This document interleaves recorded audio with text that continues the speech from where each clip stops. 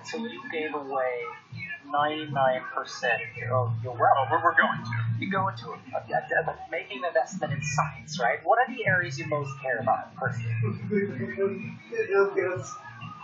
So,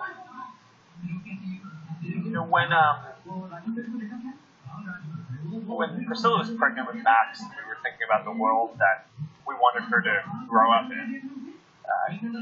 We kind of thought about the world is getting better in a lot of ways, right? But there are these big step change things that we can do in the world if we work together and really just invest in them, right?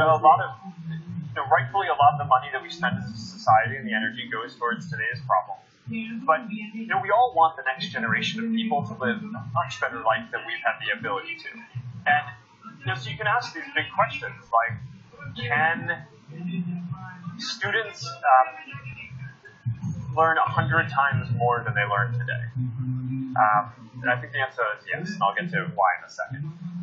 Can we, by the end of this century, get to a point where we can cure or treat, all of the different diseases that come up in the world?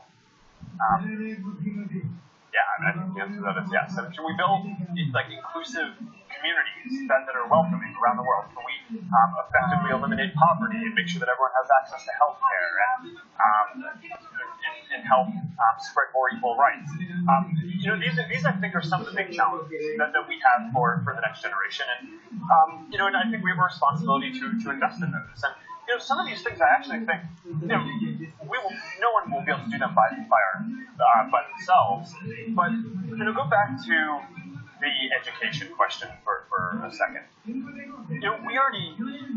There's this new trend towards more personalized learning. All right, so now that we have the internet and different tools to learn, some kids learn better by watching videos, some learn better by reading, some learn better by practice problems, some learn better by collaborating with other people or working independently. Having the ability to learn using the method that matters the most to you is going to help every child get ahead, right? Being able to focus more time on the things that are challenging and fun for you will help you get ahead, right? So some concepts you might just get immediately, and others might be hard, but in today's education system, you can dozens today, but not hundreds of thousands. The outcomes can be as much as 50% better a year, right? Which means that if you do 50% better 12 years in a row, then that's actually 100 times better in terms of compounding. So, if we can help do our part to make sure that these kind of new tools for teachers to do an even better job of what they love and care about every day and come into work to do, and empower students to learn what they care about, then I don't see why we wouldn't be able to get to a world by the time that our children grow up where people can learn and experience 100 times more things. Or take medicine has only really been a real science, right, for maybe about 100 years. Right?